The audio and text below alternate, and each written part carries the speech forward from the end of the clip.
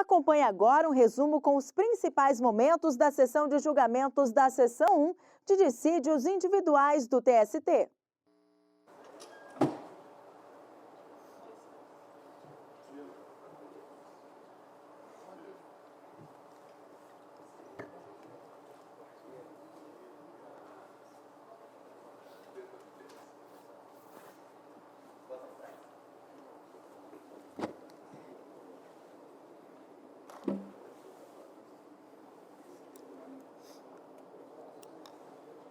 Bom dia, muito obrigado pela atenção. Por favor, queiram sentar-se.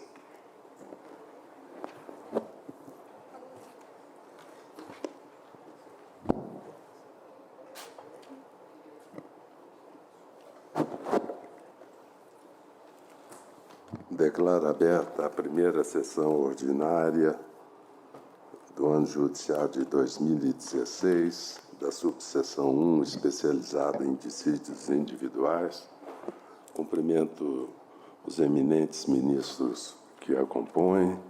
Estendo esses cumprimentos à Sua Excelência, o Dr. Jefferson Luiz Pereira Coelho, digno subprocurador-geral do Trabalho, senhoras e senhores advogados, senhoras e senhores servidores, na pessoa da doutora Tijanira.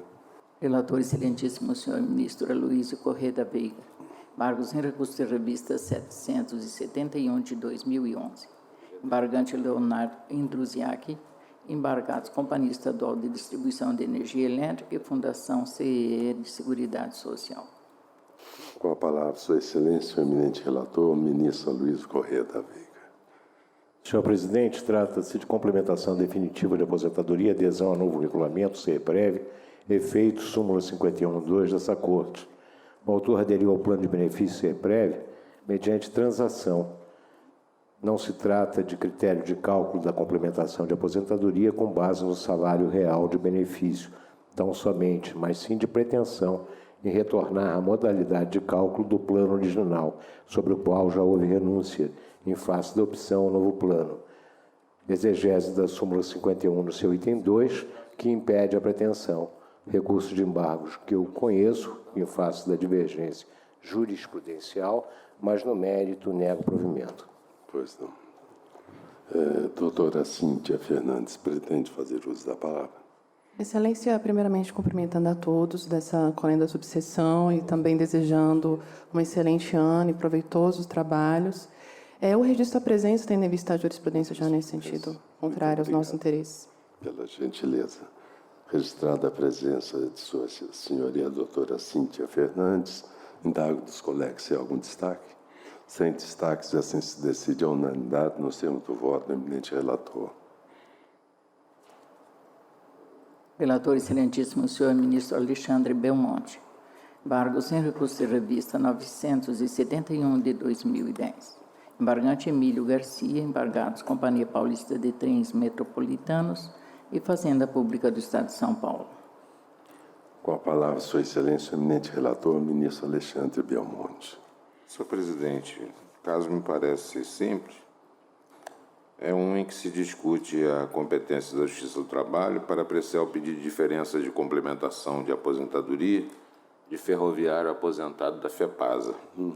Acolhendo a 7ª turma, manteve a decisão das instâncias ordinárias que declararam a incompetência da Justiça do Trabalho para apreciar a matéria. O recurso merece conhecimento. Eis que o autor embargante apresenta areste divergente em relação à matéria oriundo da colenda 2ª turma desta Corte. Quanto ao mérito, debate-se tanto a natureza do contrato de trabalho regido pela CLT, como também a questão previdenciária referente à complementação de aposentadoria decorrente de expressa determinação legal. E a hipótese a modo decidido na ADI 3395-MC-DF pelo Egrégio Supremo Tribunal Federal, no sentido de que a Justiça do Trabalho é incompetente para apreciar e julgar as causas entre o poder público e seus servidores estatutários.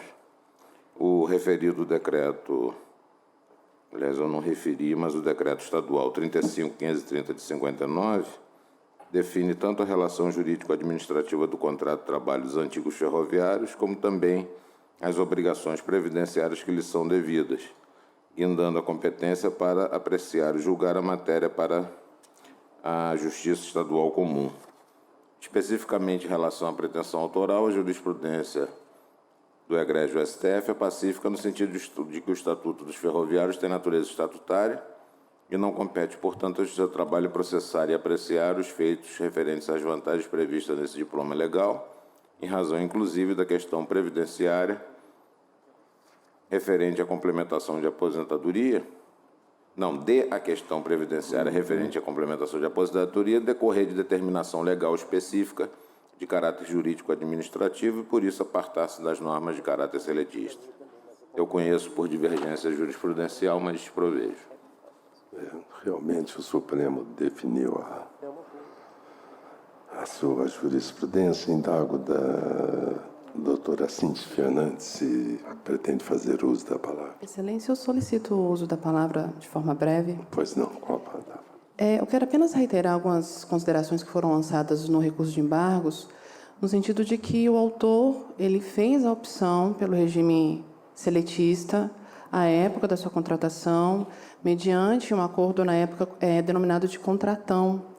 Então, aqui o embargante entende que essa peculiaridade afasta o julgamento da justiça comum, uma vez que ele se tornou efetivamente subordinado às leis trabalhistas. E, além disso, não há na LIDE, entidade de previdência, a Fazenda do Estado de São Paulo, ela se responsabilizou pela relação aqui contratual de trabalho, então, por isso, entende-se que a Justiça do Trabalho é efetivamente competente para solucionar a LIDE. Agradeço a atenção. Pois não. Ministro Alexandre. Senhor presidente, essa questão até foi trazida em embargos, mas realmente restou superado. O que consta do acórdão foi o que eu abordei agora há pouco. Eu mantenho o voto. A decisão não faz essa distinção com a devida mínima. E eu indago dos colegas se há algum destaque. Senhor presidente, Pois vista não. regimental, por favor. Vista regimental, Sua Excelência, o ministro Renato Lacerda Paiva. Relator excelentíssimo senhor ministro Renato Lacerda Paiva. Embargos em agravo em recurso de revista 10.795 de 2013. Embargante Vale S.A. Embargado Marcos Antônio de Oliveira. Com a palavra, Sua Excelência, o eminente relator, ministro Renato Lacerda Paiva. Senhor presidente, acordo a terceira turma sem remessa ao Ministério Público. Tema: embargos já regidos pela Lei 13.015/2014, horas em tine, supressão, instrumento coletivo. Parece trazido pela parte, encontra-se superado pela atual iterativa e notória jurisprudência do TST. Eu não conheço. Segundo tema, horas extras, intervalos entre a jornada e interjornada. Recurso desfundamentado, não conheço. Perfeito.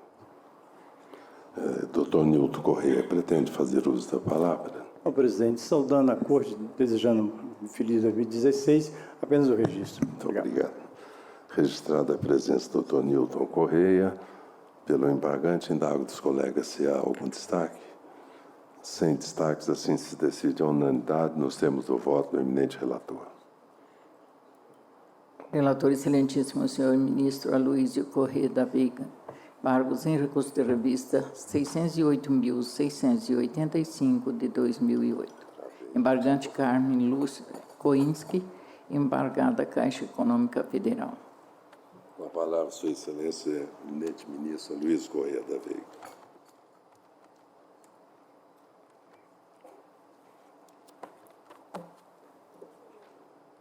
Eu não consigo,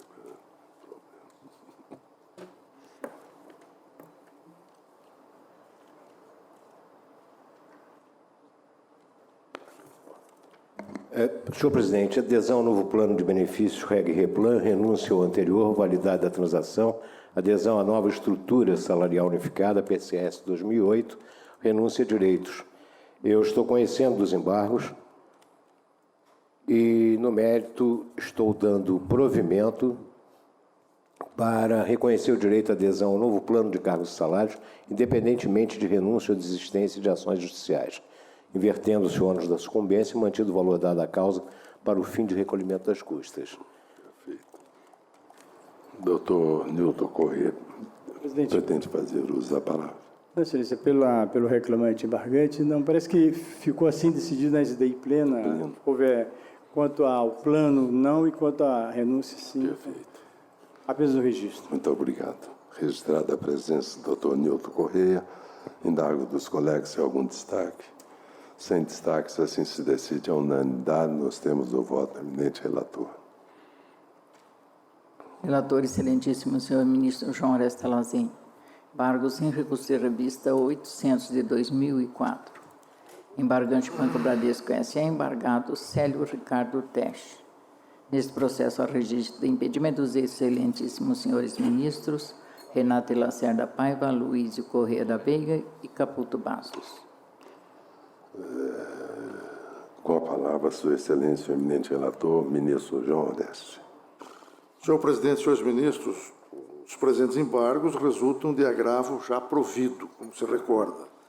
O tema é horas extras de bancário, cargo de confiança, gerente de agência. O Tribunal Regional do Trabalho da Primeira Região manteve a condenação do reclamado ao pagamento de horas extras além da 8ª diária e 40ª semanal. Concluiu que, conquanto investido na gerência geral de agência, ao autor somente se aplicava o disposto no artigo 224, parágrafo 2º.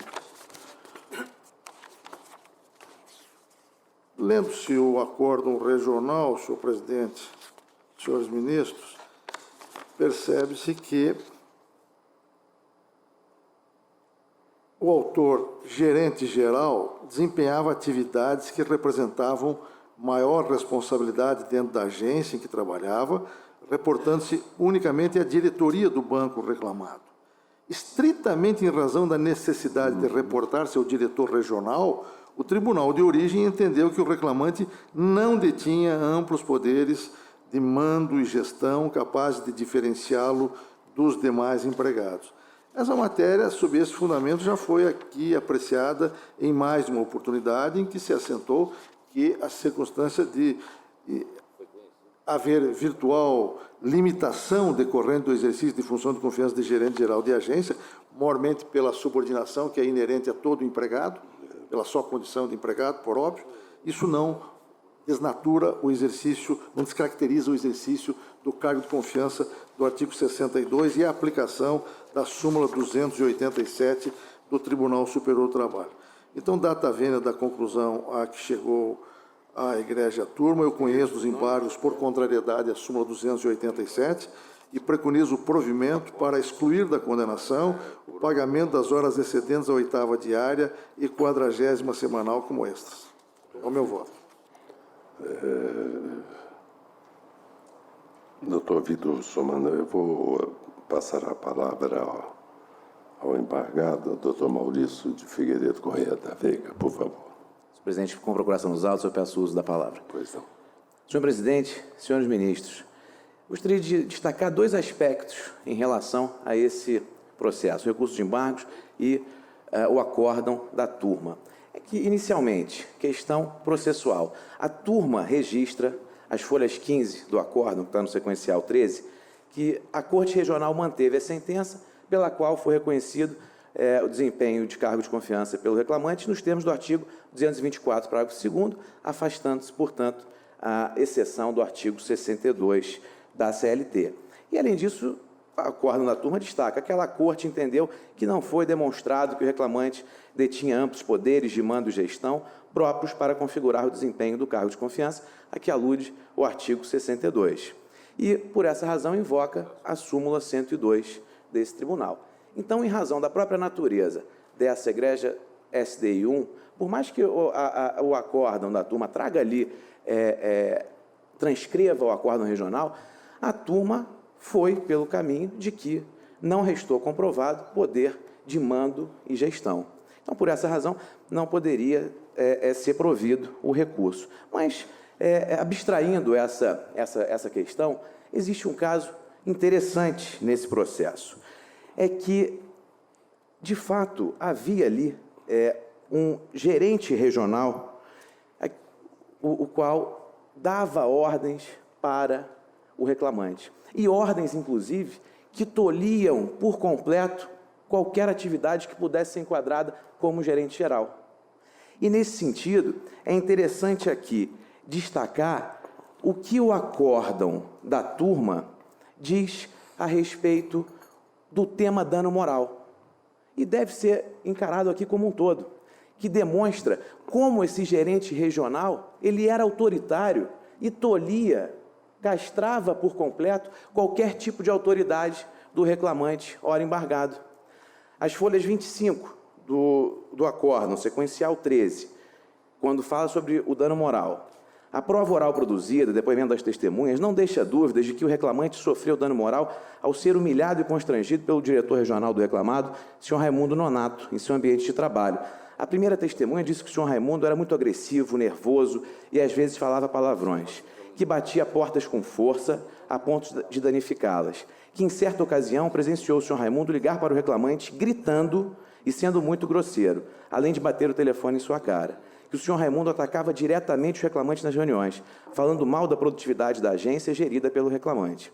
A terceira testemunha noticiou que certa vez ouviu uma ligação do Sr. Raimundo para o reclamante, por meio do viva voz, na qual o Sr. Raimundo pretendia que o reclamante liberasse uma operação, o que foi negado.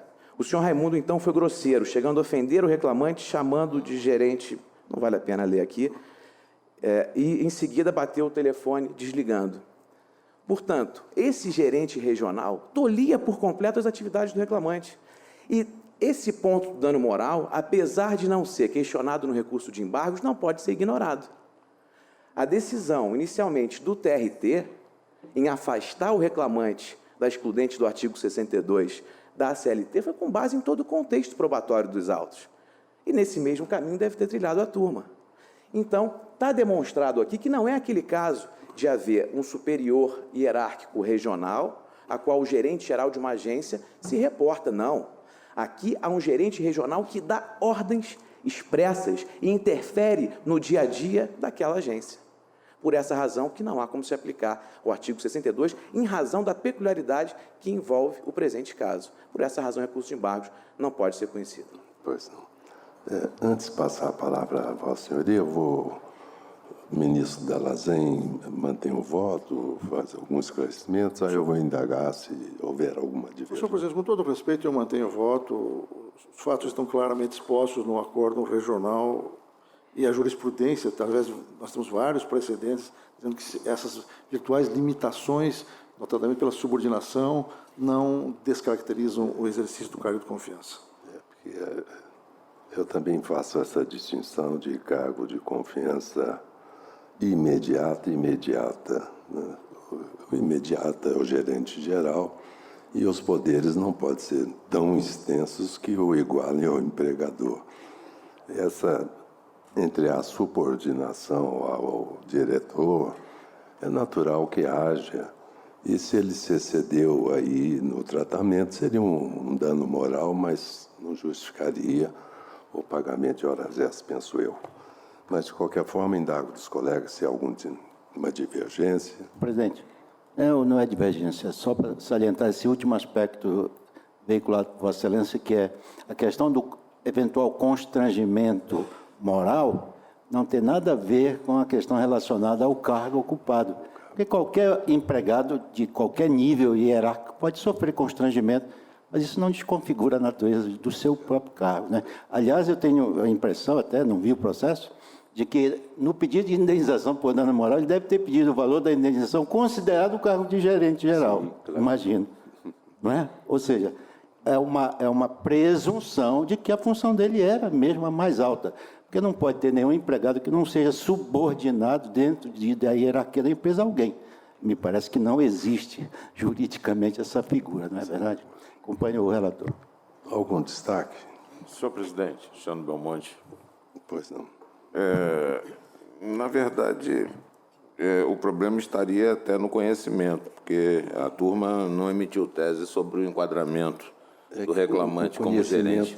Não, isso que eu ia falar. Como gerente geral de agência, porque aplicou a súmula 126 e a 102, lógico. e a turma não analisou a contrariedade à súmula 287. Mas como se trata de agravo regimental provido, essa questão já ficou superada e por isso acompanho o doutor relator. Acompanho.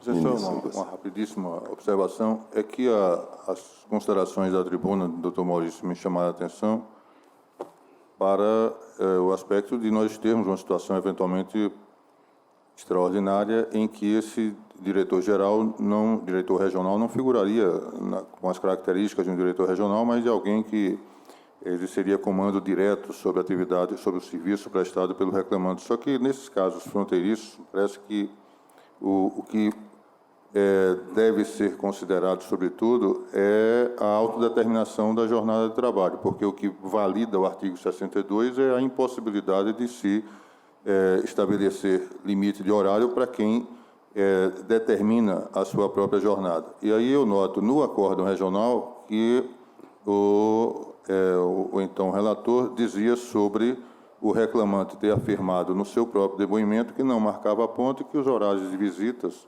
eram de acordo com a solicitação dos clientes.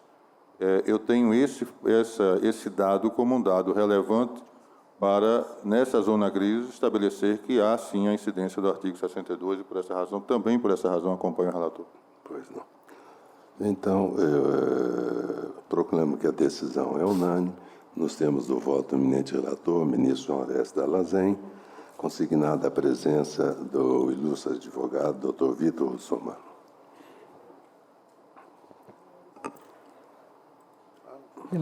Relator, excelentíssimo senhor ministro Cláudio Brandão. Embargos em recurso de revista 165.100 de 2013.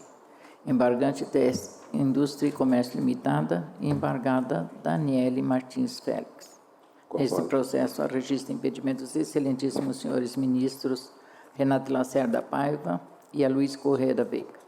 Com a palavra, Sua Excelência, o eminente ministro Cláudio Brandão. Senhor presidente, senhores ministros, diz respeito a assunto já conhecido, revista íntima, se é ou não contato pessoal, mas neste caso há um defeito formal que impede o conhecimento do recurso, considerando que não foi indicada a fonte de publicação dos arestos indicados para efeito de confronto. Valendo destacar que esta hipótese não se assemelha àquela decidida pela SDI, onde se junta a íntegra do acórdão respectivo com o protocolo de autenticação contido. Não há ajuntada, nesse caso, da íntegra do acórdão, foi apenas transcrita a ementa no corpo das razões e nela não consta a publicação no Diário Oficial, no Diário Eletrônico dessa Justiça, razão pela qual não estou conhecendo os embargos, senhor presidente, é como voto. Pois não. Doutor Maurício, pretende fazer uso da palavra? Senhor presidente, peço uso da palavra pela embargante, procuração nos autos. No recurso de embargos, a princípio, as folhas 7 aqui, ele menciona recurso de revista, danos morais, revista de bolsas, sacolas, acórdão paradigma da primeira turma. E as folhas 9, RR tal, primeira turma, data de publicação, 7 de março de 2014. E depois o acórdão paradigma com data de publicação, RR.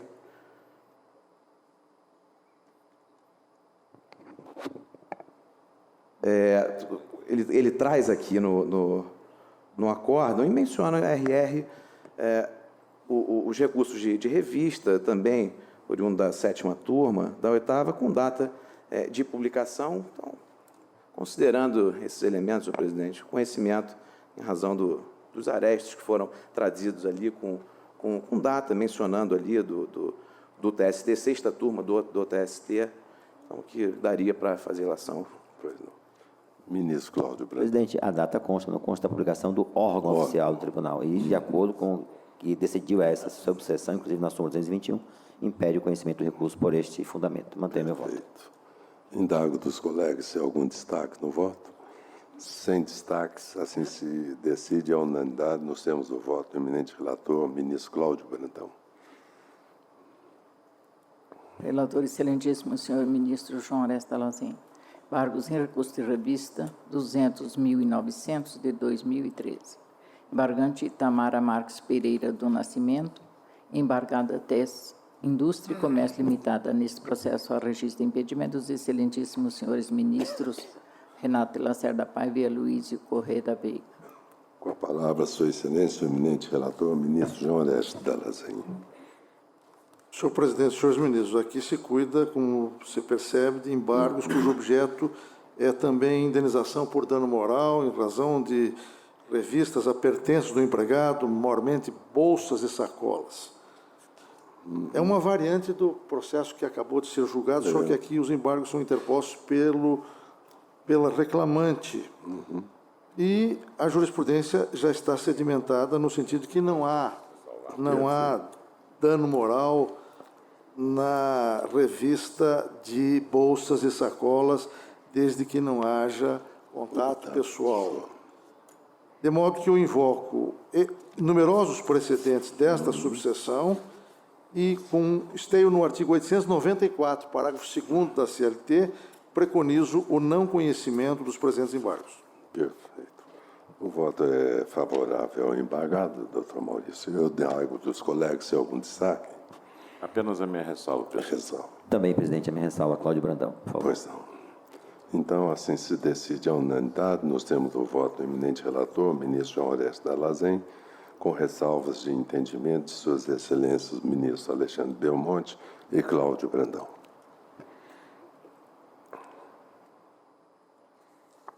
Relator excelentíssimo, senhor ministro Hugo Scheuermann. Embargos em agravo em recurso de revista 1501 de 2010. Embargante Luiz César Lopes Heredo. Embargado Banco do Brasil S.A. Com a palavra, Sua Excelência, o eminente relator, ministro Hugo Scheuermann. Senhor presidente, senhores ministros, é um recurso de embargos do reclamante, a decisão é da 5ª turma, o tema é Banco do Brasil, um bancário não enquadrado no artigo 224, parágrafo 2º da CLT, e a base de cálculo das horas extras, da gratificação de função correspondente à jornada de 8 horas, e a integração que ocorreu foi em valor proporcional à jornada de 6 horas. Eu proponho conhecimento, tendo em vista que há um julgado a folhas 994 e 995, proferido pela 7ª turma, que expressou tese com base nas disposições da súmula 264. E no mérito, então, a controvérsia cinge-se à caracterização ou não de contrariedade à súmula 264, que foi invocada como fundamento para o conhecimento do recurso de revista, na hipótese em que determinada a inclusão da gratificação de função de forma apenas proporcional à jornada de 6 horas, a que submetido o empregado bancário não enquadrado no artigo 224, parágrafo 2º da CLT. Como todos nós sabemos, a súmula 294 estabelece que a remuneração do serviço suplementar é composta do valor da hora normal, integrado por parcelas de natureza salarial e acrescido do adicional previsto em lei, contrato, acordo, convenção coletiva ou sentença normativa. Orienta, portanto, sobre as verbas que compõem a base de cálculo da hora suplementar, mas não afasta a possibilidade de se utilizar na base de cálculo das horas extras o valor da gratificação de função reduzida, proporcional à jornada reconhecida de 6 horas, revelando-se assim inespecífica a hipótese em que a parte pretende a integração da gratificação de função pelo valor correspondente à jornada de 8 horas. A matéria, se fosse tratada na súmula 264, até poderia ter outra solução. E eu trago meu voto no sentido de decisões dessa colenda subseção, na mesma matéria já que foi trazida em outubro de 2015, eu fui relator, e da mesma forma um acórdão, relator ministro Renato Lacerda Paiva, que trata de recurso de embargos, base de cálculo das horas extras, gratificação de função, súmula 264, onde diz na ementa que o mencionado verbete, em momento algum, afasta a possibilidade de se utilizar na base de cálculo das horas extras o valor da gratificação de função proporcional à jornada exercida, além de precedentes de turma. Então, proponho negar provimento ao recurso de embargos, porque a súmula 264 não trata da matéria. Perfeito. Doutor Eduardo Henrique, pretende fazer uso da palavra? Sim, gostaria. Pois não, pelo tempo regimental, por favor. A igreja de subseção, ultrapassado o conhecimento, porque há de fato uma divergência específica da 7ª turma, entende o reclamante que o recurso merece provimento. Primeiro, destacando que o recurso de revista, como invocado pelo eminente relator, não veio apenas pela súmula 264, que entendeu-se impertinente para fins de fixar qual a gratificação a ser aplicada, mas também trouxe ofensa ao artigo 7º, 6º da Constituição e ao artigo 457 da CLT, inclusive utilizados no aresto que ensejou o conhecimento dos embargos. Esses artigos foram utilizados, notadamente o artigo 457, para fins de fixar a real gratificação a ser observada no cálculo da hora extra. E, a partir daí, temos a necessidade de fixar qual é a consequência lógica da aplicação da súmula 109. E por que eu digo isso? Porque a discussão inerente à aplicação de uma gratificação de 6 horas a partir do momento que entendemos que o empregado bancário não exerce cargo de confiança, veio nos casos da Caixa Econômica Federal. Nos casos da Caixa Econômica Federal, fixada a premissa de que existe um plano de cargos com gratificação de 6 e gratificação de 8 para o mesmíssimo cargo, analista 6 horas e analista 8 horas, entendeu-se que é possível, primeiro, aplicar a compensação da OJ transitória 70. Essa discussão restou pacificada no âmbito dessa subseção. Veio aí uma segunda discussão. A partir do momento que a gente aplica a OJ transitória 70, qual seria a base de cálculo?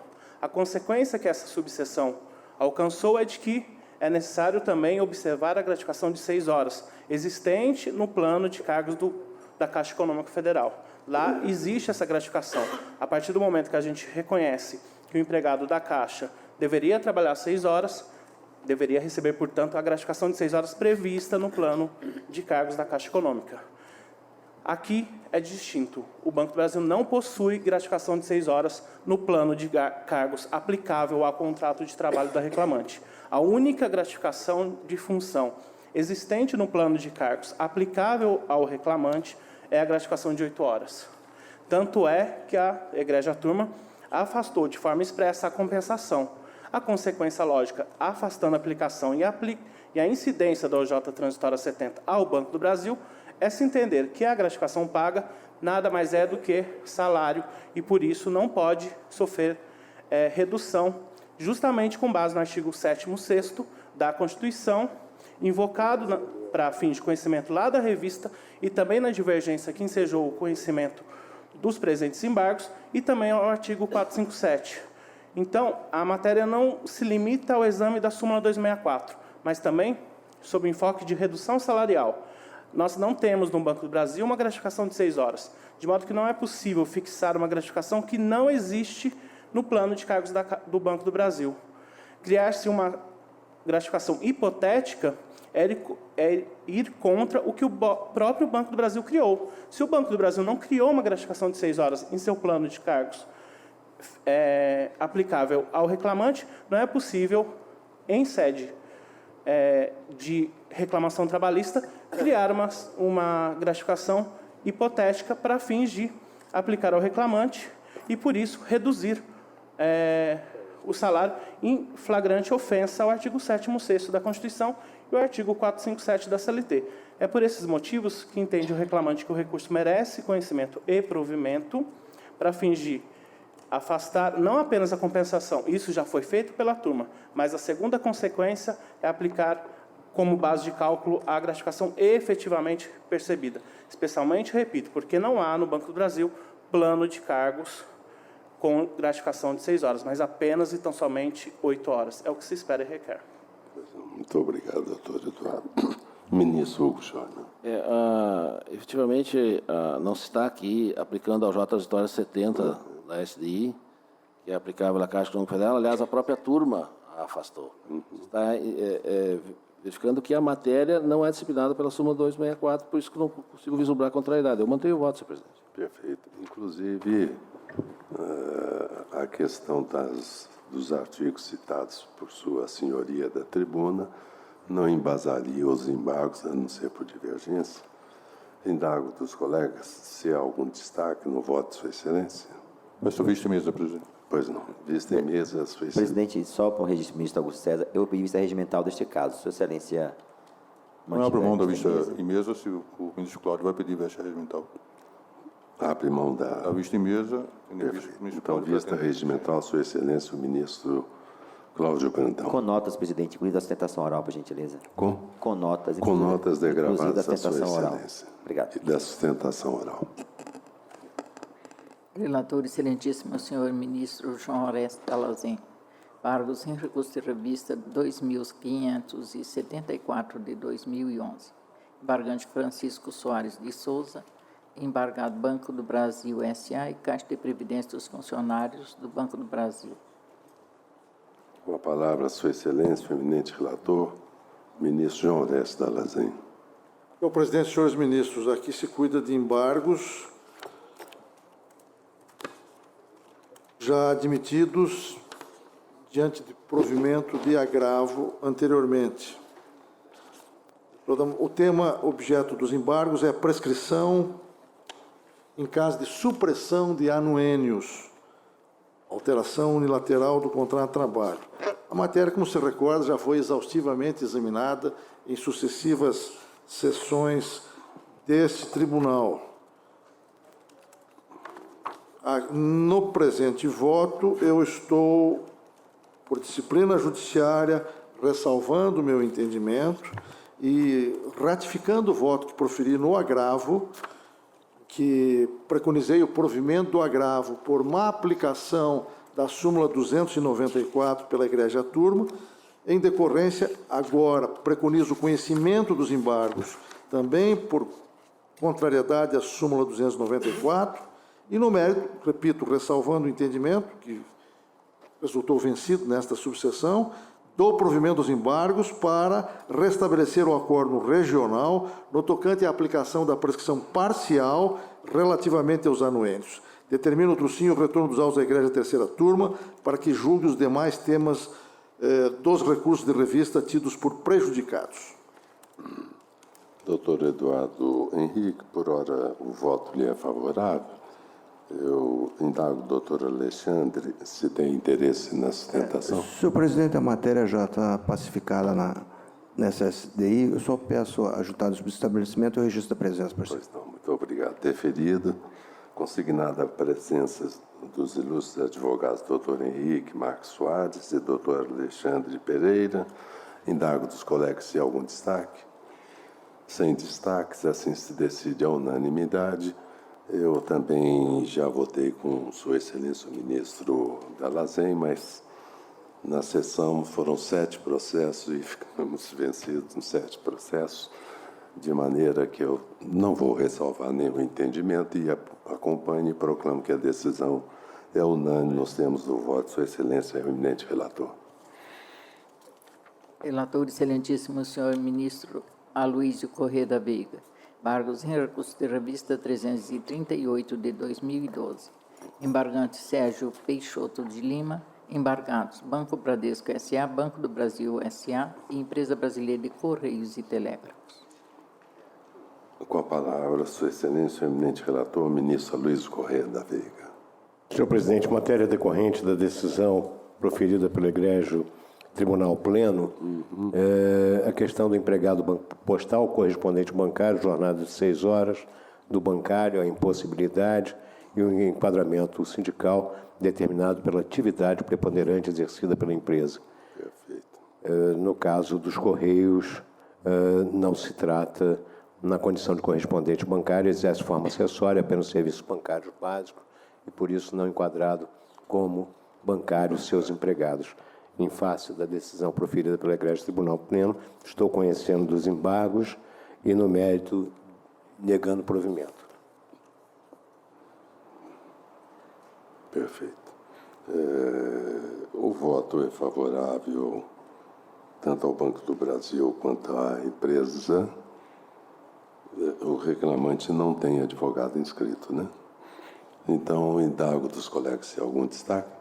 A matéria já foi apreciada pelo Pleno, então assim se decide a unanimidade. Nós temos o voto do eminente relator, consignadas as presenças dos doutores, do doutor Alexandre Pocai Pereira e doutora Mariana Nunes Scandiuzzi.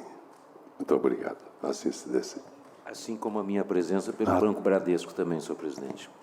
Desculpe, está aqui. E também doutor Vitor Russomano Júnior. Senhor presidente, eu requero a juntada de subestabelecimento pelo Banco do Brasil. Pois não, deferido. Relator, excelentíssimo senhor ministro Aloysio Corrêa da Veiga. Embargos em recurso de revista 62.600 de 2007. Embargante Ana Rosa Cardoso da Silva, embargado Banco Bradesco S.A. Com a palavra, Sua Excelência, o eminente relator, ministro Aloysio Corrêa da Veiga. Senhor presidente, esse caso se tratava de uma vista regimental devolvida pelo ministro Hélio Mendes. Parece que ele deve ter aberto mão da vista.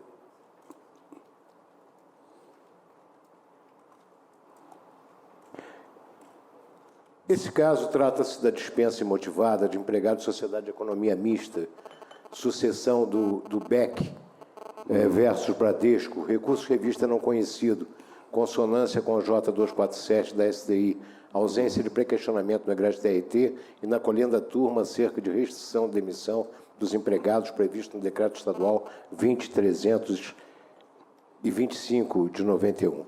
Eu não estou conhecendo os embargos, senhor presidente. A matéria já foi também deliberada reiteradas vezes. Indago do doutor Eduardo se tem interesse na sustentação. Só registrar minha presença. Só o registro, muito obrigado. Indago dos colegas se há algum destaque.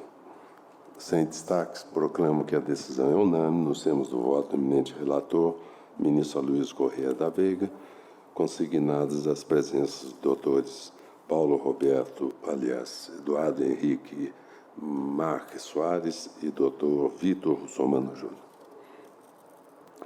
Relator, excelentíssimo senhor ministro Caputo Bastos. Embargo sem recurso de revista 1768 de 2011. Embargante Maria Cleese Ramos de Castro. Embargadas Empresa Brasileira de Correios e Telégrafos e Banco Bradesco S.A. Com a palavra, Sua Excelência, o eminente relator, ministro Caputo Bastos. Presidente, senhores ministros, é questão também de Banco Postal, mas neste caso específico, a falta de pré-questionamento com relação às súmulas, a súmula 55, a EOJ 383, sequer foram articuladas no recurso de revista, e com relação à súmula 331, embora articulada no recurso de revista, não foi examinada pela egrégia terceira turma. Eu não conheço dos embargos.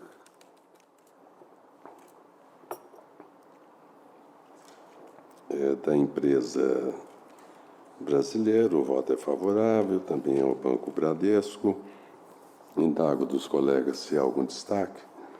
Sem destaques, assim se decide a unanimidade, nós temos o voto do eminente relator, Caputo Bastos, consignadas as presenças da doutora Mariana Nunes Scandiuzzi e doutor Vitor Somano Júnior. É isso, doutor Vitor? Sim. Que estava um outro nome. Relator, excelentíssimo senhor ministro Aloysio Corrêa da Veiga. Embargos em recurso de revista 1750 de 2011. Embargante Luciano Ferreira da Silva. Embargados Empresa Brasileira de Correios e Telégrafos e Banco Bradesco S.A. Com a palavra, Sua Excelência, o eminente relator, ministro Aloysio Corrêa da Veiga. Senhor presidente, conheço e no mérito nego provimento, Banco Postal, correspondente bancário, matéria já naturalmente conhecida e pacificada. Algum destaque no voto, Sua Excelência? Sem destaque, assim se decide a unanimidade, consignadas as presenças do doutor Vitor Russomano e doutora Mariana Nunes Scandiuzzi. Muito obrigado. Relator, excelentíssimo senhor ministro Alexandre Belmonte. Embargos sem recurso de revista 5.685 de 2011. Embargante Banco Santander Brasil e S.A. e outro. Embargados Gabriele Correia Teixeira e União. Com a palavra, Sua Excelência, o eminente relator, ministro Alexandre Belmonte.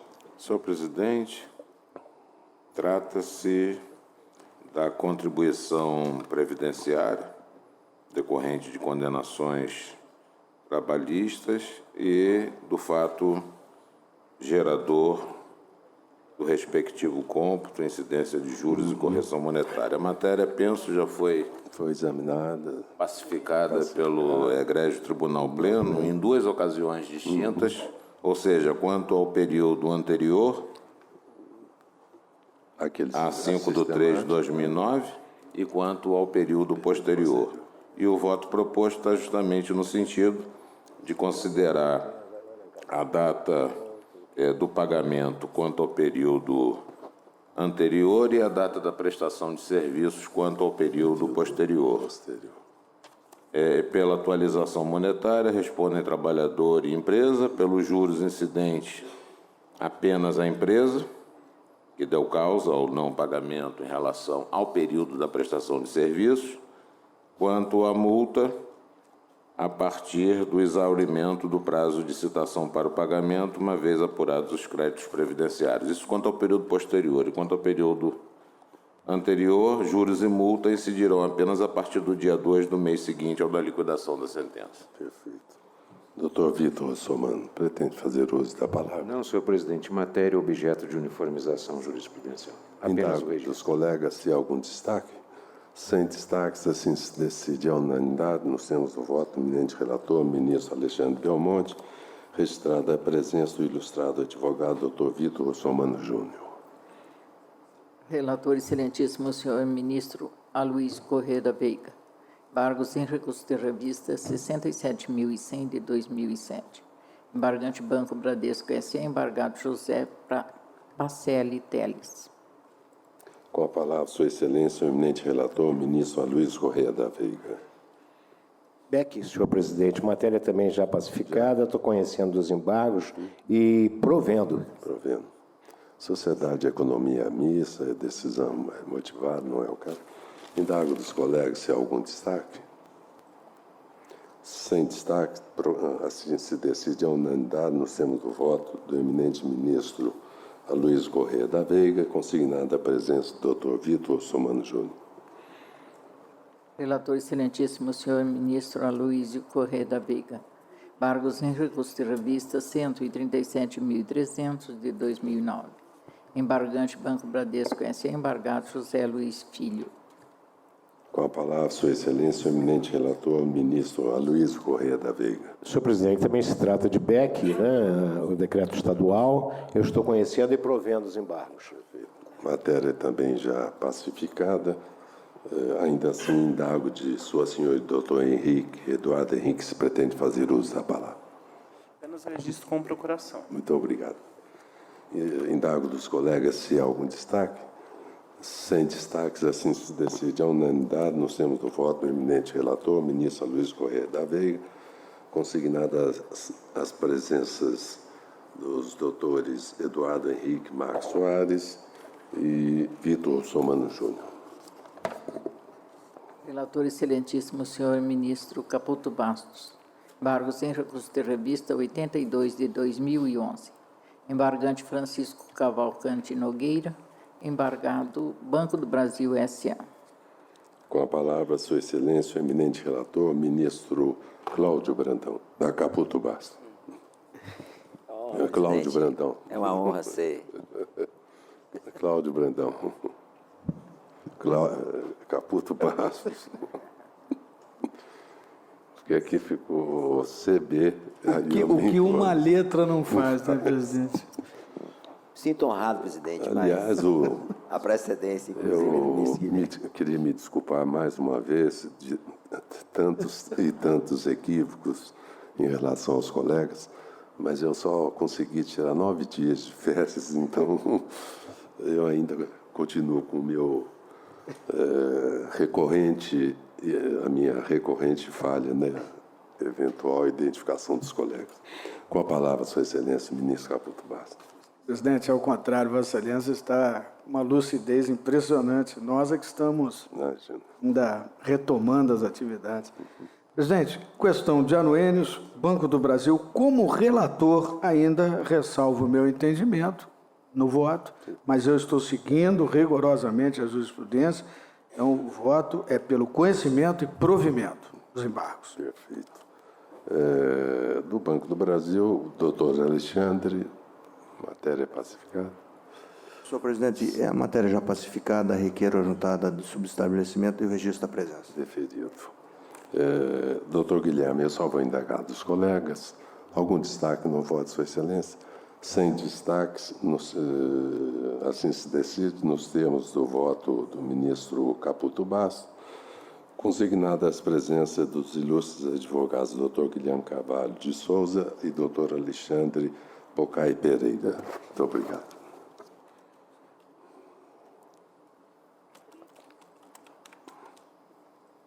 Relator excelentíssimo senhor ministro Aloysio Corrêa da Veiga. Embargos em recurso de revista 709 de 2012. Embargante Sindicato dos Trabalhadores da Empresa de Correios e Telégrafos em Pernambuco.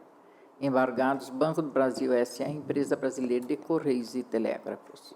Com a palavra, Sua Excelência, o eminente relator, ministro Aloysio Corrêa da Veiga. Senhor presidente, Banco Postal.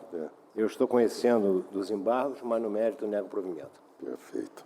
Indago dos colegas se algum destaque, sem destaques. Proclamo que a decisão é unânime, nos termos do voto do eminente relator, registrada a presença da ilustre advogada doutora Mariana Noni Scandiosi.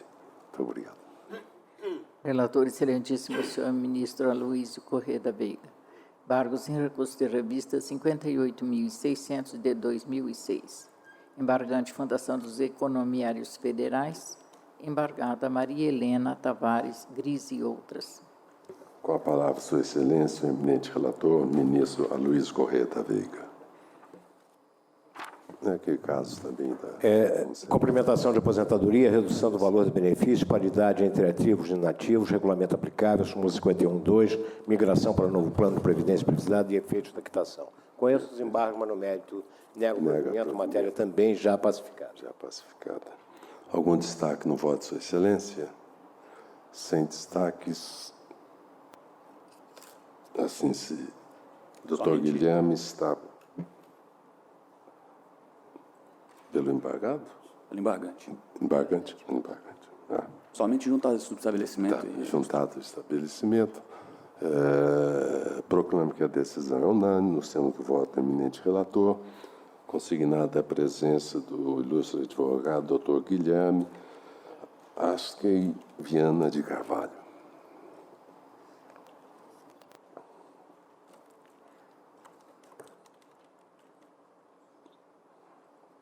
Relator excelentíssimo senhor ministro José Roberto Pimenta.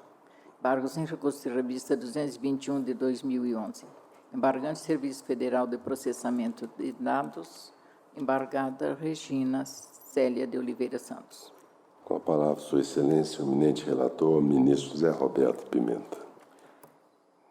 Senhor presidente, senhores ministros, embargos já regidos pela Lei 3.015 de 2014. A matéria já é conhecida, trata-se da questão da anistia e a observância da própria lei que rege a questão e da OJ Jurisprudencial Transitória número 56, como também da OJ Transitória 44 dessa subseção.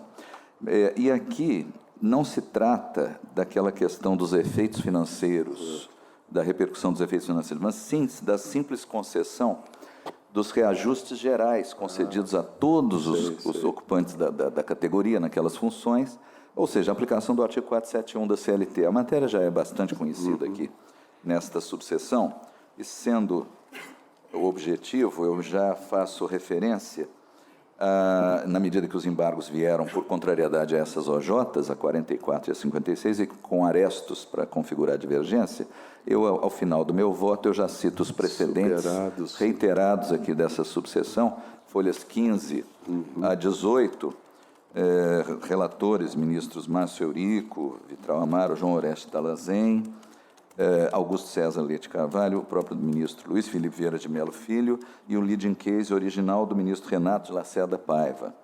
E todos eles no sentido de assegurar aos empregados que retornam, anistiados, esses reajustes gerais, sem que se possa entender que houve contrariedade aos entendimentos consagrados nas OJs transitórias 44 e 56. E, por isso mesmo, eu considero superada a alegada caracterização de dissenso de teses nos termos do artigo 894, parágrafo 2º da CLT, introduzido pela Lei 3.015 de 2014. Então, por tudo isso, eu voto no sentido de não conhecer do recurso de embargos.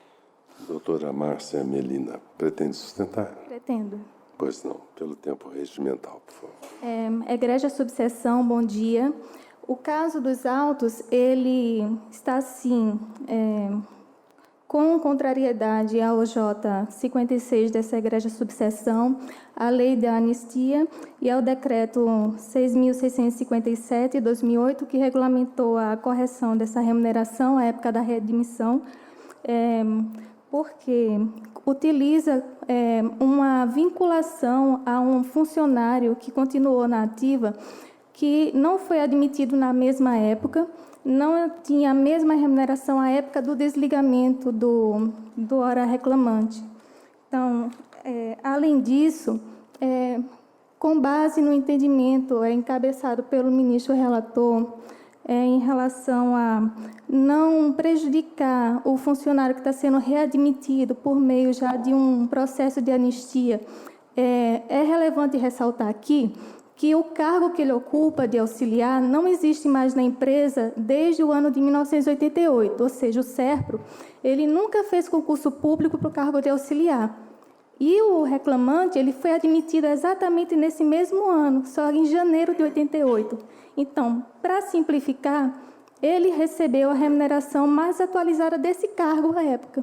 Então, obedecer como o SERPRO obedeceu ao Decreto 6.657 de 2008 não vai violar tratamento isonômico, porque os que ainda existem na empresa, eles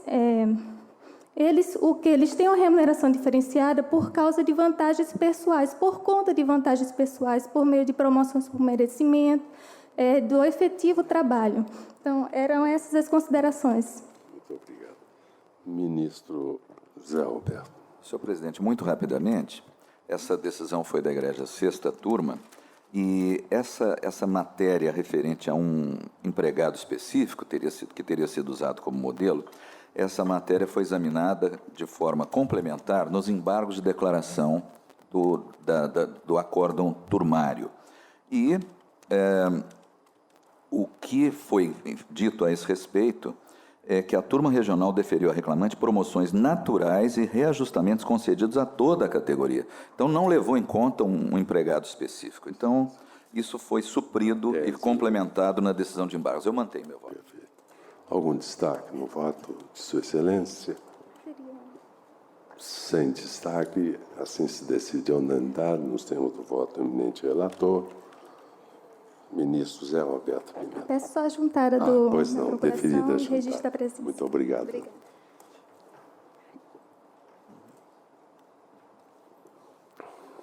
Relator excelentíssimo senhor ministro Aloysio Corrêa da Veiga. Embargos em recurso de revista 562 de 2012. Embargante Rivaldo Nascimento de Jesus Gasparoni. Embargada Empresa Brasileira de Correios e Telégrafos. Com a palavra, Sua Excelência, eminente relator, ministro Aloysio Corrêa da Veiga. Embargante empregado, correspondente bancário, conheço e nego. Posso proclamar decisão unânime, consignada a presença de Sua Senhoria, a doutora Mariana Nunes Scandiuzzi. Parece que tem mais dois idênticos, ministro Aloysio. Tem, se Vossa Excelência quiser, sim. Chamar os dois, então.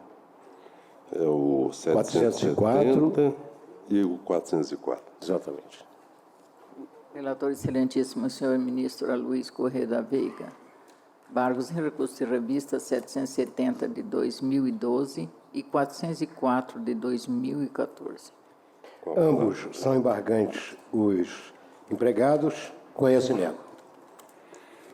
Matéria já pacificada, correspondente bancário. Correspondente. Então, a unanimidade decidiu-se, nos termos do voto do eminente relator, nos dois processos ora apregoados, consignada a presença em cada um deles de Sua Senhoria, a doutora Mariana Nunes Scandiuzzi. Muito obrigado, doutor.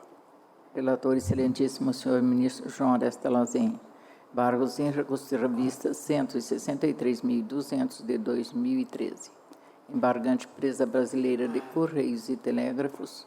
Embargado Eurides Albuquerque da Silva. Com a palavra, Sua Excelência, o eminente relator, o ministro João Oresta Lazen. Senhor presidente, senhores ministros, é mais do mesmo. Banco Postal, jornada de trabalho, o recurso aqui é da Empresa Brasileira de Correios e Telégrafos. Eu preconizo conhecimento e provimento. para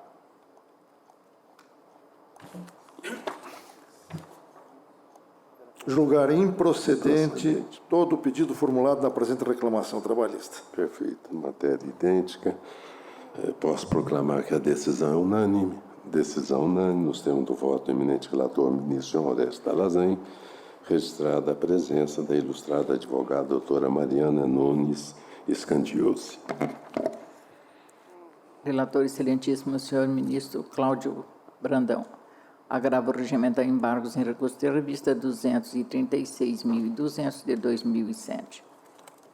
Com a palavra, o eminente relator, ministro Cláudio Brandão. Presidente, são embargos simultâneos. Do reclamante, eu estou negando provimento, considerando a alegação feita em preliminar em contra-razões na turma de que teria havido contrariedade número 422. E, em relação a isso, entendeu-se que não houve a contrariedade e, de igual modo, as divergências juntadas não foram específicas, razão pela qual, em relação a este, estou negando provimento. Perfeito. Da mesma forma que o faço em relação ao agravo regimental interposto pela reclamada relacionado à ciência, termo inicial de prescrição para fato que ocorreu, ciência inequívoca, posteriormente à emenda constitucional 45. Então, de forma resumida, assim voto, senhor presidente. Pois não. Agravo regimental, não há sustentação oral, indago dos colegas se há algum destaque. Sem destaques, assim se decide a unanimidade nos termos do voto do eminente relator, ministro Cláudio Brandão. Relator excelentíssimo senhor ministro Aloysio Corrêa da Veiga. Agravo regimental embargos em recurso de revista 729 de 2013. Agravante Ednilson Maciel de Lima, agravados. Banco do Brasil S.A., Empresa Brasileira de Correios e Telégrafos. Senhor presidente, trata-se de agravo regimental, embargos não admitidos, irregularidade por irregularidade de representação que não foi verificada. Estou afastando a irregularidade de representação dos embargos e provendo um agravo regimental porque há divergência jurisprudencial específica no exame do mérito. E estou determinando o processamento do recurso, por isso que provejo o agravo. Perfeito. Algum destaque no voto de Sua Excelência? Por hora é só liberar o... Então, assim se decide, nos termos do voto do eminente relator, ministro Aloysio Corrêa da Veiga, que provê o agravo para julgamento do recurso de revista. Recurso de embargos. Relator excelentíssimo senhor ministro Cláudio Brandão, agravo embargos em agravo de instrumento e recurso de revista 133.400 de 2012. Agravante Elza Queiroz Gomes e outro. Agravada Fundação Vale do Rio Doce de Seguridade Social. Com a palavra, Sua Excelência, o eminente relator, ministro Cláudio Brandão. Presidente, a matéria diz respeito à aplicação da súmula 353, de maneira resumida, estou negando provimento ao agravo. Perfeito. Não há sustentação oral, doutor? Perfeito, só registrar a presença e juntar ao estabelecimento. Como não há sustentação oral, aí não haveria necessidade. Está ótimo. Indago dos colegas se há algum destaque. Sem destaque, assim se decide, nos termos do voto do eminente relator, ministro Cláudio Brandão. Relator excelentíssimo senhor ministro Augusto César de Carvalho. Agravo regimental embargos em recurso de revista 171.700 de 2007. Agravante Irmandade de Santa Casa de Misericórdia de Curitiba. Agravada Lúcia Tremba. Com a palavra, Sua Excelência, o eminente relator, ministro Augusto César. Senhor presidente, senhores ministros, agravo contra a decisão monocrática. O tema é quanto indenizatório, no caso de dano moral, não há especificidade dos arestos trazidos à colação. Agravo regimental não provido. Perfeito. Não há sustentação oral. Indago dos colegas se há algum destaque.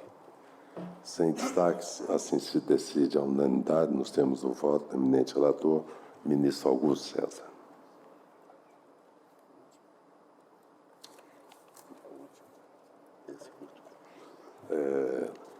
Terminamos as preferências. Vamos fazer uma pequena interrupção e já pegamos as planilhas. Suspensa por 5 minutos a sessão.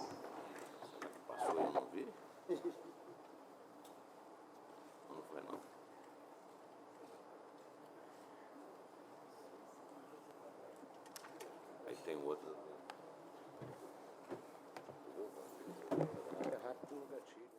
Muito obrigado pela atenção. Por favor, queiram sentar-se. Declaro reaberta a sessão. Há um processo ainda na preferência. Solicito da doutora Djanira que faça o pregão. Relator, excelentíssimo senhor ministro Augusto César de Carvalho. Agravo regimentar embargos em recurso de revista 156 de 2011. Agravante, Companhia de Desenvolvimento Habitacional e Urbano do Estado de São Paulo. E agravada, Marcial Antônio Leite.